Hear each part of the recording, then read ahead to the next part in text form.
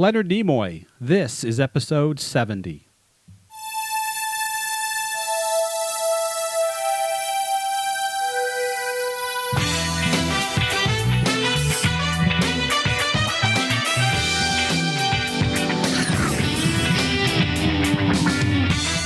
You're listening to 70s Trek with Bob Turner and Kelly Casco, the fan podcast that looks at Star Trek in the 1970s. It was the decade that built a franchise. Leonard Nimoy is known for playing an alien character on Star Trek, but he is also the person who fought to have Nichelle Nichols paid fairly, and he also tried to save the wife of a friend who was dealing with alcoholism. I'm Bob Turner. And I'm Kelly Casto. And even though he played an alien, it seems that Leonard Nimoy was very much a humane and decent person. Yeah, and we're going to talk about the man who played Mr. Spock, but first we should tell everyone how they can reach us. Right. Just visit our Facebook page. It's facebook.com/70strek. And you can also send us an email to 70strek@gmail.com. You can also find the show on iTunes, Stitcher, and SoundCloud. Just search for 70s Trek. When you do, we hope you will subscribe and leave a comment or a review because it helps other people find the show.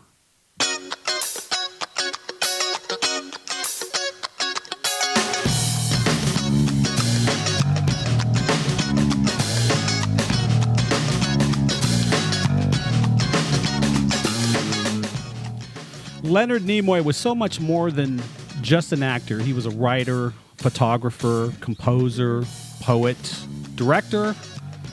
And he was also a spiritual person. I think you could say he spent his life exploring what it meant to be a Jew in today's world.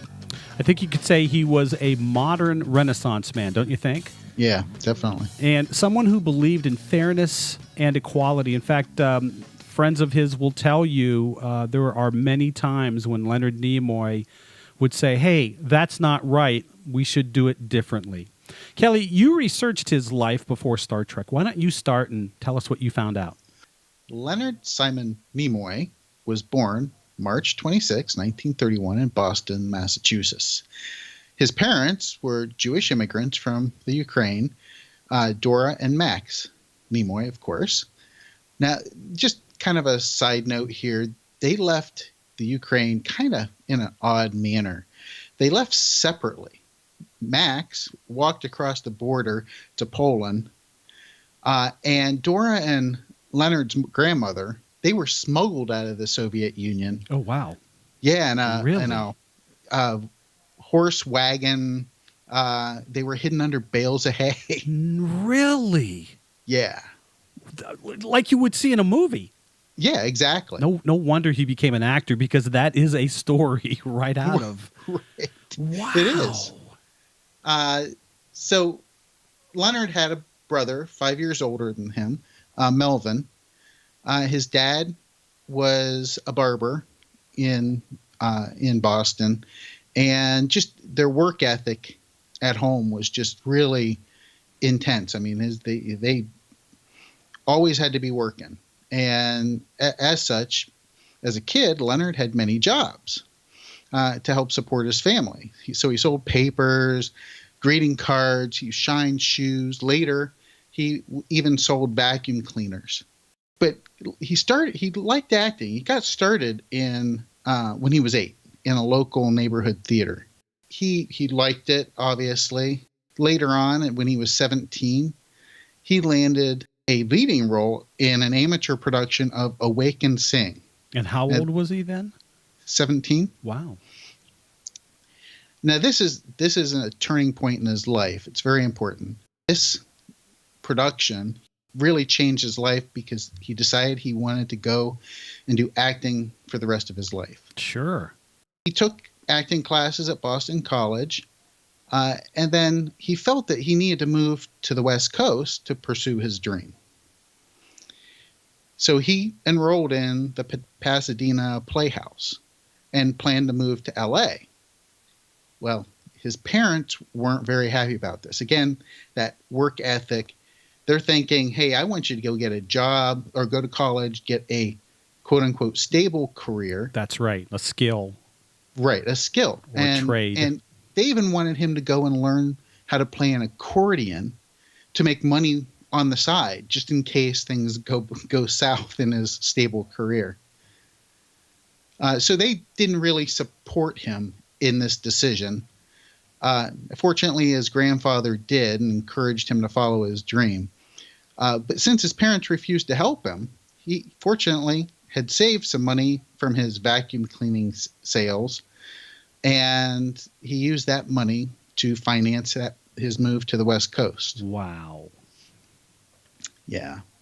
So he attended the Pasadena Playhouse for about 6 months, but he didn't really have a good experience there. It was very basic for him from the experience he had acting as a kid, and also, with taking the classes at Boston College. And he felt that it would take him about 3 years to get to the point that he was already at if he continued at the Pasadena Playhouse. So he quit after 6 months. He began studying method acting, and he was following the teachings of Konstantin Stanislavski. He even took the famous method actor, Marlon Brando, as a role model. I guess at some point he started even emulating what Marlon Brando was constantly wearing, jeans and a t-shirt. It was kind of interesting. Nimoy said about method acting that it allowed, and this is a quote, it allowed him to explore the psychological, emotional, and physical territories of life that can't be done anywhere else. So, and these are reasons why he got into acting in the first place. During this time, he was taking on small parts here or there in movies and TV shows. But he enlisted into the U.S. Army Reserve in 1953. This took him to Fort McPherson, Georgia. While he was at Fort McPherson, he started doing plays with the Atlanta Theater Guild. And one of them that he starred and directed was A Streetcar Named Desire. So kind of that tie to Marlon Brando. He served with the U.S. Army Reserve for 2 years and was discharged in 1955. And he had risen to the level of staff sergeant. Now, before he enlisted, he played the title role in the 1952 movie Kid Monk Brony. Now, this is a boxing movie. He was the boxer. He thought this was going to be his big break into being a lead actor. Well, the film didn't do that well.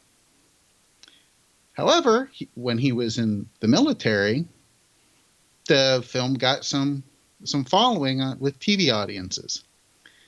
And this actually led to him getting more steady work once he got out of the Army. But it was playing heavy characters, if you will. Being physical, having knives and threatening people, that kind of stuff. So that really didn't turn him on. Leonard, along the way, determined that, he really wasn't going to make it as a lead actor. He wasn't going to be that leading man, so to speak. I bet you that's probably a hard realization, don't you think? Oh, yeah, absolutely. For a lot of these young actors trying to make it, to suddenly just say, I guess that's not me. Right. But fortunately for him, he got that through his head early on and just resolved that he was going to be a supporting actor.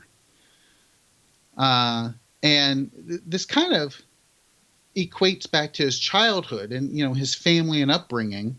And in the Shatner book, Leonard, My 50-Year Friendship with a Remarkable Man, there's a quote in there that Leonard that said, "I'm a second child who was educated to the idea my older brother was to be given respect and not perturbed.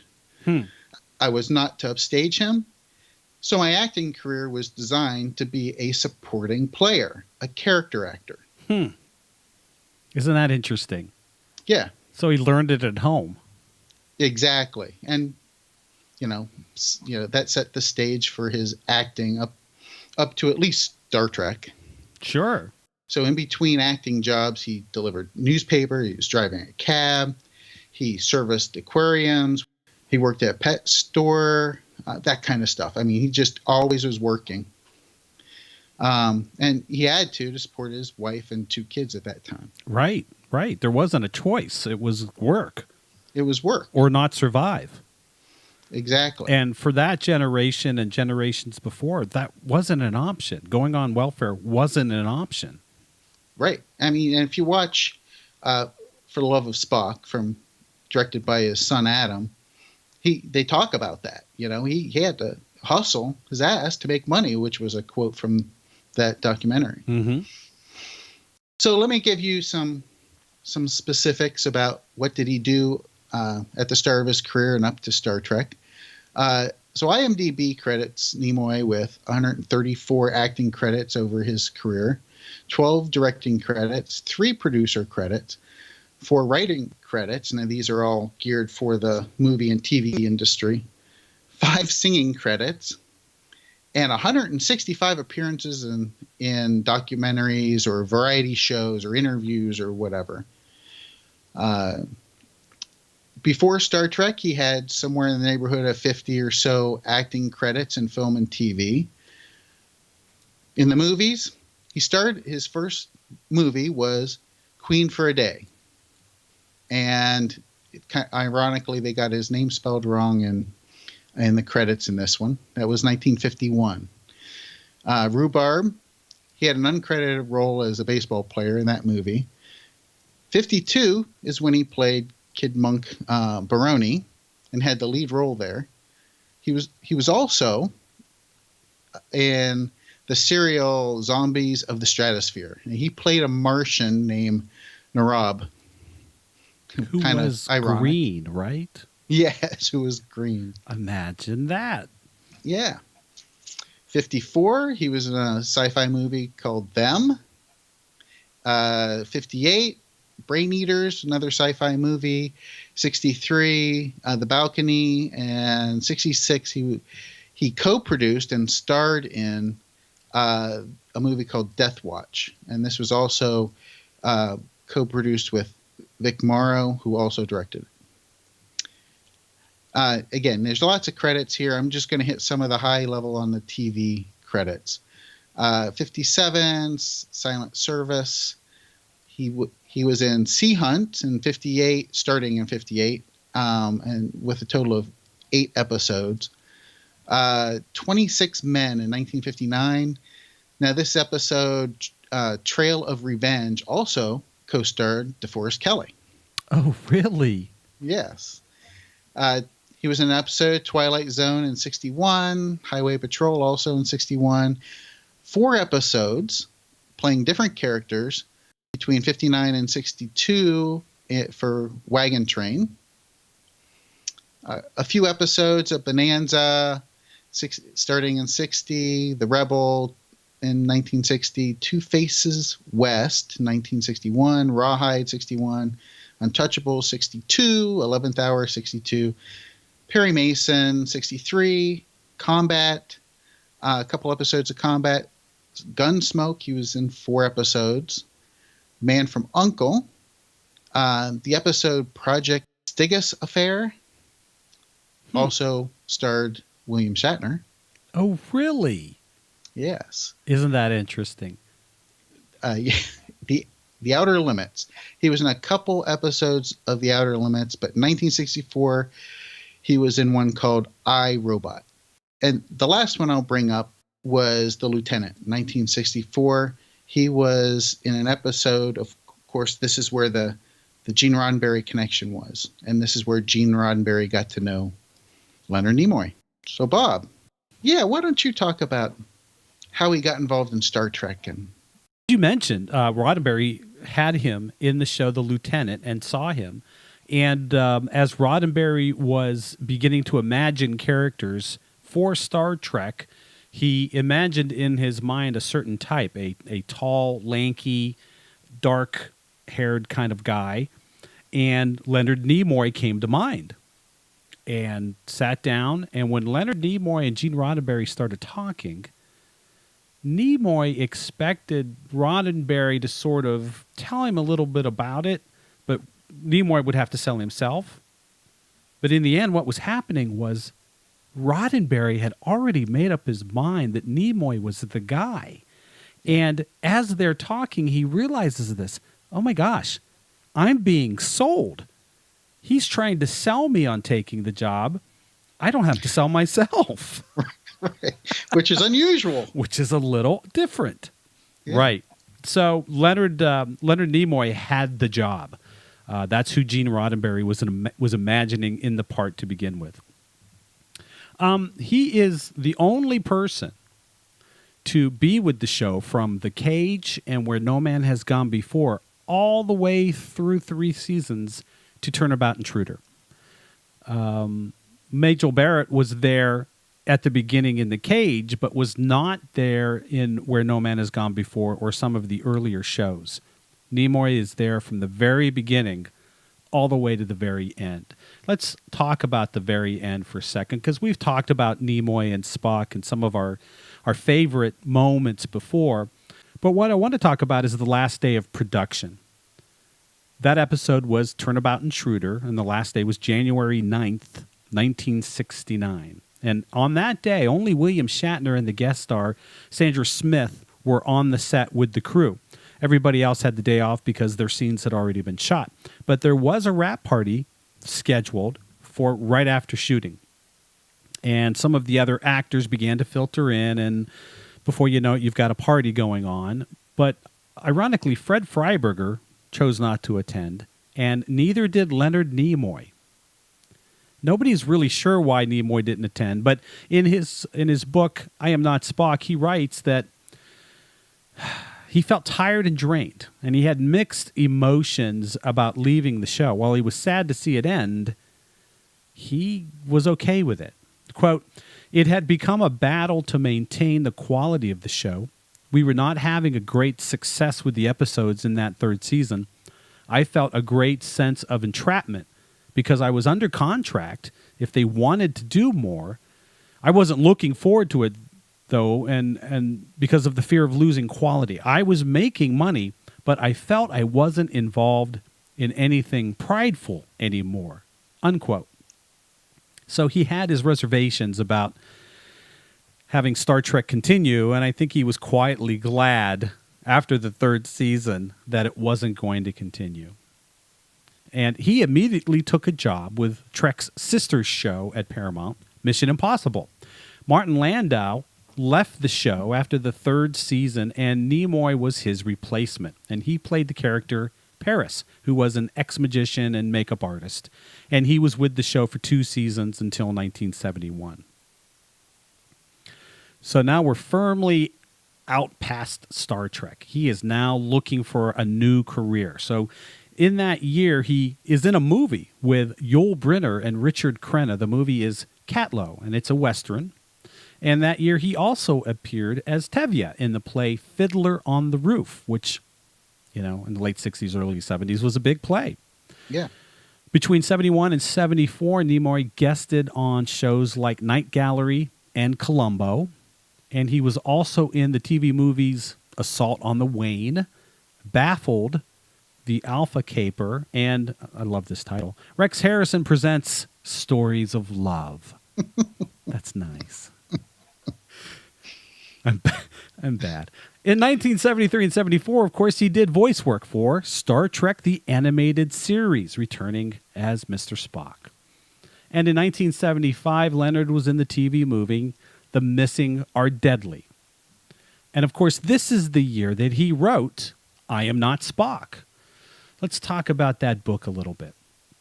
The title led a lot of people to believe that Nimoy was trying to distance himself from the character with this book, which is a natural conclusion to make when you have a title like I Am Not Spock. Right. But actually, this book is an exploration of Nimoy's duality and his relationship with the character and how the character impacted his life after Star Trek was canceled.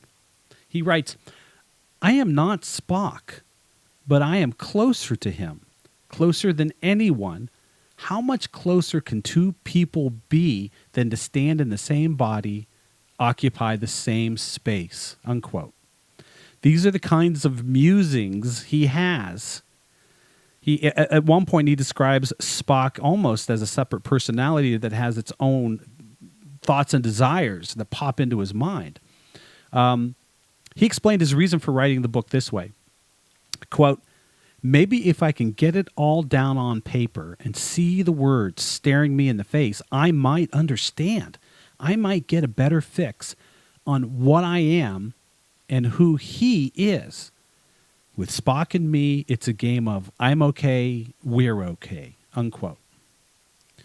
And so the book is his musings on his relationship with the character Spock, who he gave birth to, who he created. His musings on what the character left him. He found after leaving Star Trek that he picked up patterns of speech from Spock.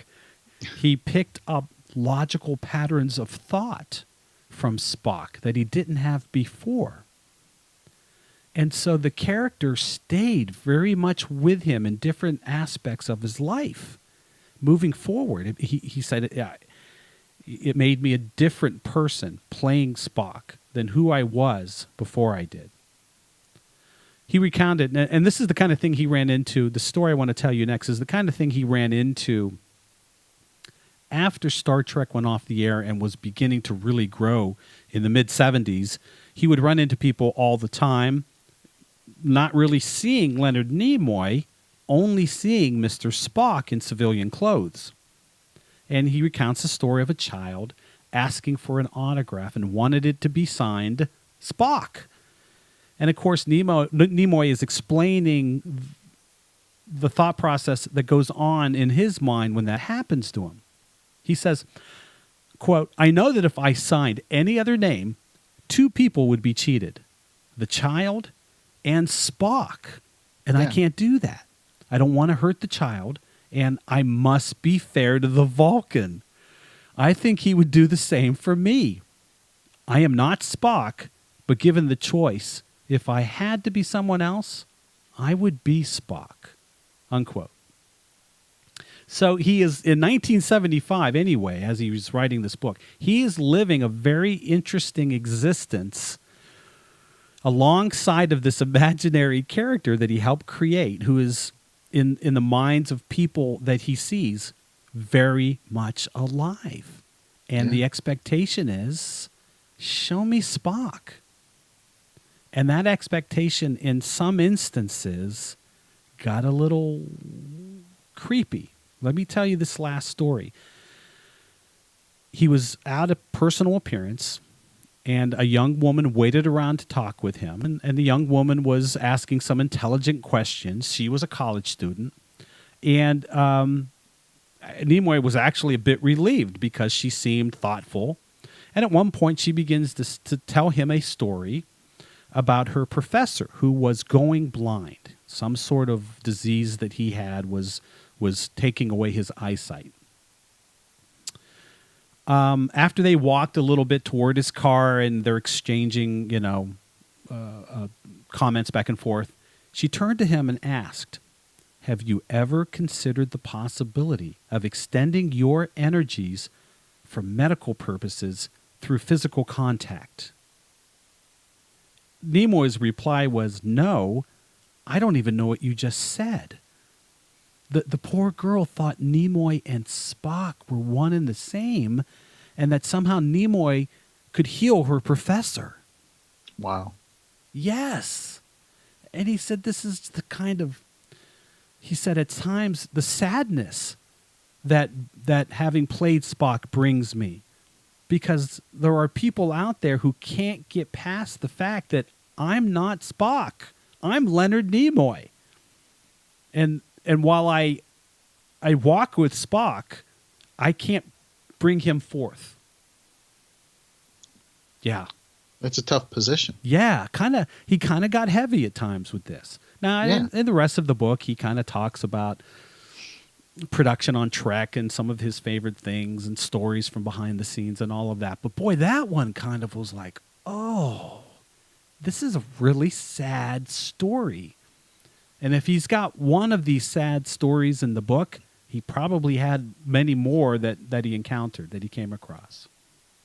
Yeah. But I got to tell you, if you're a Trek fan or a Nimoy fan, this is a really interesting read, and it lets you get inside the thoughts of a really private guy, actually. And you get to understand him a little bit better as he was in 1975. And then just a little note here, 20 years later in 1995, Nimoy followed this book up with a sequel entitled I Am Spock. So also in the mid-70s, after 2 years of study, he earned a master's degree in education from Antioch College. And that is in Yellow Springs, Ohio, near Dayton. Just up the road from you and over. When was he in Dayton in the mid-70s? Maybe it was a correspondence. Maybe it was. Yeah, maybe it was. But he had a master's in education.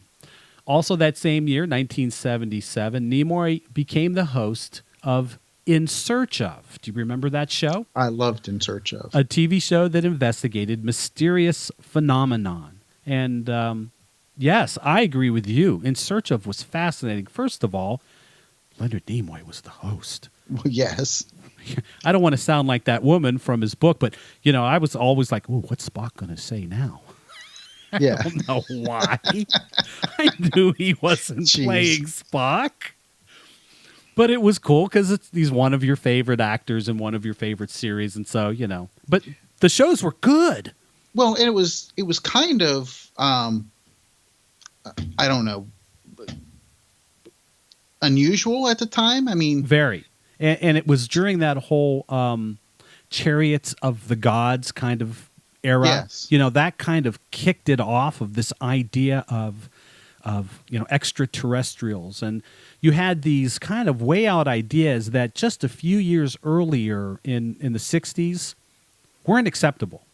You wouldn't, prior to 1966, let's say, adults wouldn't have talked about these ideas. But 10 years later, just 10 years later, my dad was reading Jonathan Livingston Seagull and saying, wow, I kind of think this could maybe happen. Yeah. Suddenly these ideas were being openly discussed and they might be acceptable. So, yes, In Search Of came at a great time as people were beginning to open up a little bit more about these strange phenomenon. Well, I think it kind of opened the door or helped open the door for what's common fare on our cable networks today. Right.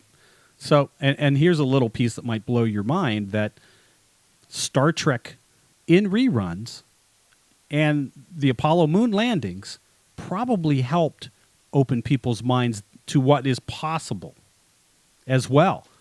Right. And so I think this was a bit of a snowball effect. They fed on each other. Star Trek got bigger. These investigations into paranormal phenomenon got bigger. I think everybody started looking around in the 70s going, maybe there's more to just going to work, coming home, and making dinner. And who better to host it? Yeah, our favorite alien. Is that a good way to describe him? Yeah. Well, not our favorite Martian. That's a whole other That's a whole other thing. That's right. Okay, well, that was a long talk about In Search Of. Let's talk about Invasion of the Body Snatchers. He co-starred in that movie in 1978. And interestingly, Invasion was directed by Philip Kaufman. Philip Kaufman was hired in 1977 to direct the movie that never happened, Star Trek Planet of the Titans. Just a little more Star Trek tie there. Yes. And of course, in 1979, Leonard Nimoy co-starred in Star Trek the Motion Picture. And that event really propelled him and the rest of the cast into 5 more films and many more books and all of the things that came after the motion picture really started right here in 1979. In the 80s, Leonard Nimoy appeared in 3 TV movies and 2 miniseries and 2 TV series. One was with William Shatner in T.J. Hooker, And he actually directed another Hooker episode in 1983. That also didn't sound quite right when I said it, but we're just going to move on. In 1984, he also directed Star Trek III, The Search for Spock. And in 1986, he directed The Voyage Home. Now, this really sort of kicked off his directing career. And he would go on to direct, I think, 5 more films, including Three Men and a Baby. And he also received a star on the Hollywood Walk of Fame in 1985. If you think we're wrapping up, we're not. We're still going. In 1991, there's a lot more to go. There is. In 1991, Nimoy reprised his role of Spock for a 2-part episode on Star Trek The Next Generation called Reunification. And if you haven't had the chance to watch it yet, I don't know why you're listening to this podcast. Stop listening to us now. You might want to stop. That's all right. the seasons. Go dive into that and then come back and join us. That's kind of like that. That's kind of like the assumption that people have seen that one. Yeah. He also appeared in or lent his voice to a number of shows and movies in the 90s and early 2000s. He did a lot of voice work for cartoons and shows. You had something about the mid-90s, too, concerning iRobot, right? Right. So The Outer Limits kicked off again in the 90s, and they redid iRobot in 1995, and his son, Adam Nimoy, directed it. Oh, really? So he directed his father in this episode. Oh, how cool would that be? Oh, that's neat. Well, of course, then in 2009, J.J. Abrams invited Leonard Nimoy back to his reboot of Star Trek and its sequel, Star Trek Into Darkness. And then Leonard Nimoy and the character original Spock, or Prime Spock, actually played a very pivotal role in those movies. It wasn't a cameo. No. At least not in the first one. Not at all. Not at all. Leonard Nimoy died at the age of 83 in 2015 from complications caused by COPD. He led a really full life. He, as I said earlier, I think this guy was a Renaissance man and a man who really, really cared about other people. And I have one last story that sort of illustrates that, if I could. Years after the show was canceled, Nimoy admitted that he became an alcoholic while working on Star Trek. The hours and the intensity of being Spock all of the time, it was hard on him. And he went into rehab to get control of his disease, and he did, and he lived with it, but he lived with it in a controlled way for the rest of his life. Flash forward to 1997, and he was the best man in William Shatner's third wedding. Shat was marrying his late wife, Noreen, who was also an alcoholic. She ended up accidentally drowning in 1999. But before that happened, Nimoy was trying to help her with her alcoholism and help her fight it. He tried to help her. He counseled her. He took her to AA meetings. Obviously, he wasn't successful. But I thought the story sort of illustrated the kind of guy that he was. Here he was with this sort of personal bruise, if you will, from his past, but he was willing to open up and share that and try to help a friend's wife through this horrible, horrible disease.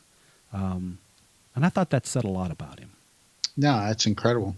And if you're looking for more information about Leonard Nimoy, we suggest watching the 2016 documentary For the Love of Spock.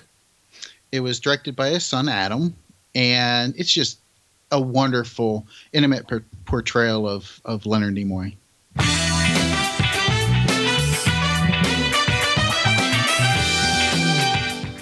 Next week, it's the movie that wasn't meant to be. We're going to explore the planet of the Titans. See you then. Thanks for listening to 70s Trek, an independent fan production. Join us next week as we explore more about the production, the actors, the producers, and the influencers of Star Trek in the lost decade of the 1970s on 70s Trek.